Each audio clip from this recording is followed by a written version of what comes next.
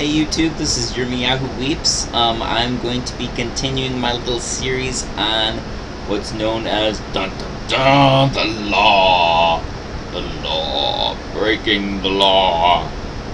Actually, it's Torah, and it means the instructions, or like guidance, like a parent to a child. It's basically training you how to do, how to be, how to function as a person with other people. So as I read in previous videos of this series, I went through the Ten Commandments and basically saying what they were, and how the first several are primarily just about Yahweh and our relationship with Him, and how we're not supposed to replace Him with either anything that He's made or anything that we've made, and how we're supposed to respect who He is and not replace Him with something else, and not replace His name with some other name, not replace Him with some foreign deity or some foreign authority or some nebulous name or anything like that. We're to hold Him in respect and honor and appreciation because He holds us in such passion. He has such passion for us. He loves each and every single person so much. He's so concerned about people. And I know sometimes when you look around the world and you see the suffering that people are going through, you see the horrible atrocities and things that happen to people. It doesn't seem that way, but I'm convinced it's true. I'm convinced He loves each and every one of us. I know it's hard for me to say that, because I don't experience so many things that so many people experience. But I know that you can't just judge it on this life, because this life is not all there is for any single person. And what's coming is not horribleness for any single person. He has good plans for every single person. It's going to be good for everyone. So I'm going to go on. I had stopped off in Yohanan, I believe it was, 2nd Yohanan, or 2nd John. I'm going to keep on reading. Hopefully you're not getting incredibly bored. But I'm going to keep on going. This is my next quote is from Jacob, or what's known as James. James, which is a name I'm familiar with, is a name that is the same as Jacob, and Jacob actually originally comes from Yaakov. So, Jacob, or James, chapter 1, verse 25. But the one who peers into and carefully examines the perfect Torah of liberty and continues in it and fixes his attention there, and does not become a forgetful listener, but one who lives it out, this one will be blessed in what he's doing. This is from Romans chapter 2, verses 13 to 15. Because it is not those who hear the Torah who are righteous before Yahweh, but those who do the Torah will be declared righteous or upright. Because whenever the Gentiles, the non-Israelites, who do not have the Torah, do by nature the things required by the Torah, those who do not have the Torah are a Torah, do not have the Torah, are a Torah to themselves. They don't have the instructions, they're instructions to themselves, because they have the instructions downloaded inside them by our Creator. They show that the work of the Torah is written in their minds, as their conscience bears witness, and their conflicting thoughts accuse or else defend them. So, because they have the Torah, the Yahweh's instructions downloaded inside their minds, they know right from wrong, and they either do right or they do wrong, and their own consciences will testify to that, and either their conscience will let them know either they're doing right or they're doing wrong. Going on, Romans chapter 3, verse 31. So do we nullify the Torah through faith? Absolutely not! Instead, we uphold and firmly establish the Torah. So faith doesn't abolish Torah. Actually, it upholds it and firmly establishes it. How do you establish the Torah? By doing it. By teaching it. By living it. By being in it. Okay, Romans chapter 7, verse 12. So then, the Torah is separate, and the commandment is separate. And that separate means from anything impure or corrupt or wrong. The commandment is separate, upright, and good. That's Romans chapter 7, verse 12. Sorry. Going on. Romans chapter 13, verses 8 through 10. Owe no one anything except to love one another. For the one who loves his neighbor, or his fellow person, has fulfilled the Torah. For the commandments, don't commit adultery, don't have sex with other people's mates, husband or wives. Don't commit murder. Don't steal. Don't covet. Don't long to possess things of other people so that you're conspiring to get it. And if there is any other commandment, are summed up in this: love your neighbor or your fellow person as yourself. Love does no wrong to a neighbor. Therefore, love is the fulfillment of the Torah. So when you're doing right by people, when you're loving them in action, and not only in word, not only in thought, but in action and deed, you're fulfilling the Torah.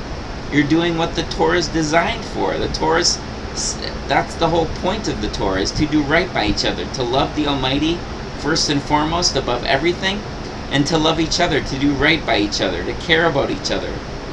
Even if you don't have wonderful, gushy feelings for somebody, well, if you're doing right by them, if you're treating them right, if you're showing them respect and consideration, you're loving them. That's what you're doing. Okay, going on. 1 Corinthians chapter 7, verse 19. Circumcision is nothing, and uncircumcision is nothing. Instead, everything is keeping Yahweh's commandments. Revelation chapter 12, verse 17. So the dragon became enraged at the woman, and went away to make war on the rest of her children, those who keep Yahweh's commandments, and having the testimony of Yoshua. And the dragon stood on the sand of the seashore. Let's just leave the dragon there and go on. Revelation chapter 14, verse 12. Here is the steadfast endurance of the saints, the separate ones, those who obey and keep Yahweh's commandments, and have faith in Yoshua. So who are Yahweh's separate ones? The ones who have faith in Yoshua and keep his commandments, follow his instructions. Last verse I'm quoting, Revelation chapter 22, verse 14. Given a very precious gift are those doing his commandments, that they may have the right to the tree of life, and may enter through the gates into the city. So, I've thought about it, and I see that his commandments are good. Now, I think I've mentioned this before, but someone may say, yeah, but they were nailed to the tree, and what was nailed to the tree is what was against us. What was against us? The record of our wrongs. The record of our wrongs, and saying that we're not deserving and we should be condemned. Now, does keeping the Torah save you? No, that's absurd. Nobody can save themselves. You don't keep the Torah to save yourself, since everybody's going to be saved. Anyway, since Yoshua, by his sacrifice, according to the plan of Yahweh, he saves everyone. Everybody. Now, there will be purification, say for people like Pol Pot or Dahmer or some, people that do wrong. Of course, those are very extreme examples, but the people that do wrong, they're going to come to a knowledge of the truth. Everyone's going to come to a knowledge of the truth. Everyone. And in that, Yahweh saves everyone. There's multiple verses. I'll do another video on that, maybe a few videos. Anyways, but yeah, the Torah, really what the Torah is Yahweh giving us his very character, who he is. When he says that he is love, when it says God is love, Yahweh is love, that's love. We love Yahweh by putting him first and foremost in our lives, because he's designed everything to be about us. And we love each other by doing right by each other, not murdering or intentionally doing harm to people, not stealing from each other, not lying about each other, saying horrible things about each other. That's what the Torah is all about. And then there's, the food laws, which are basically about don't eat this stuff because it's not designed to be food for you.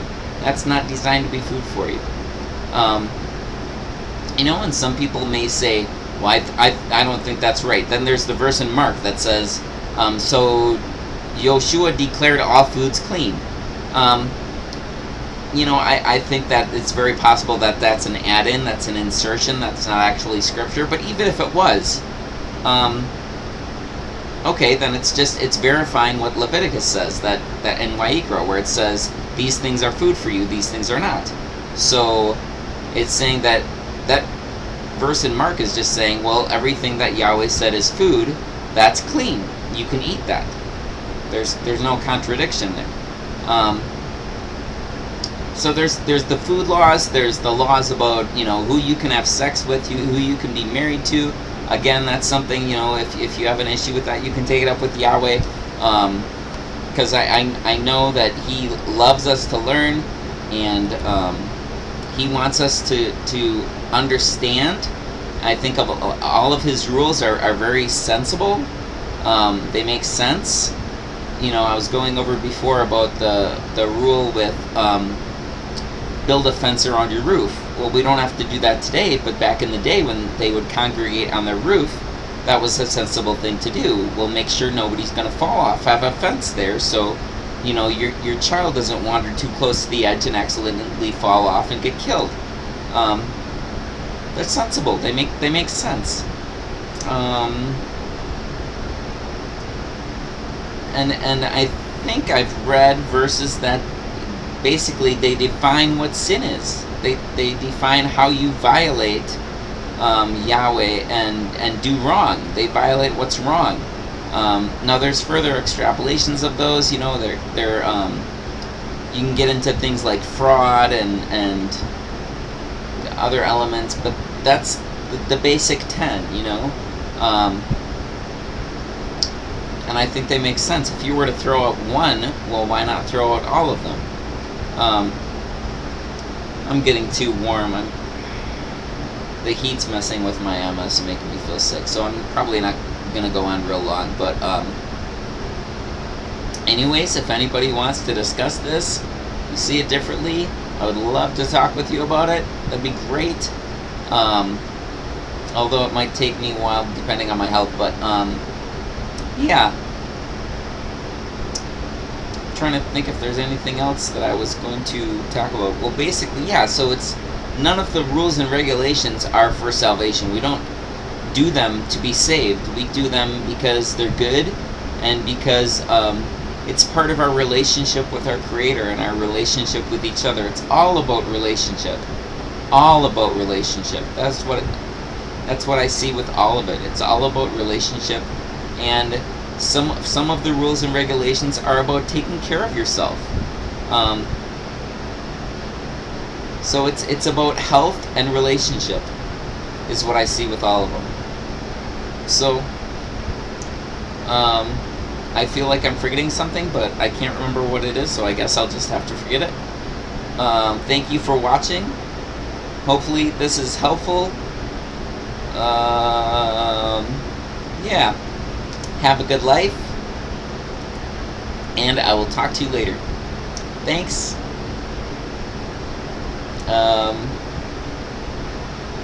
Oh, I'm going to show you my dog. Come here, puppy. Come here, Pooper. Good puppy dog. Look. Wait. See? There's my dog. There's my puppy dog. Pooper. What do you think? Yeah? You want to lay down? Did I rudely interrupt you from your rest? You want to go over there? Okay. Okay, have a good life. Thanks. Bye.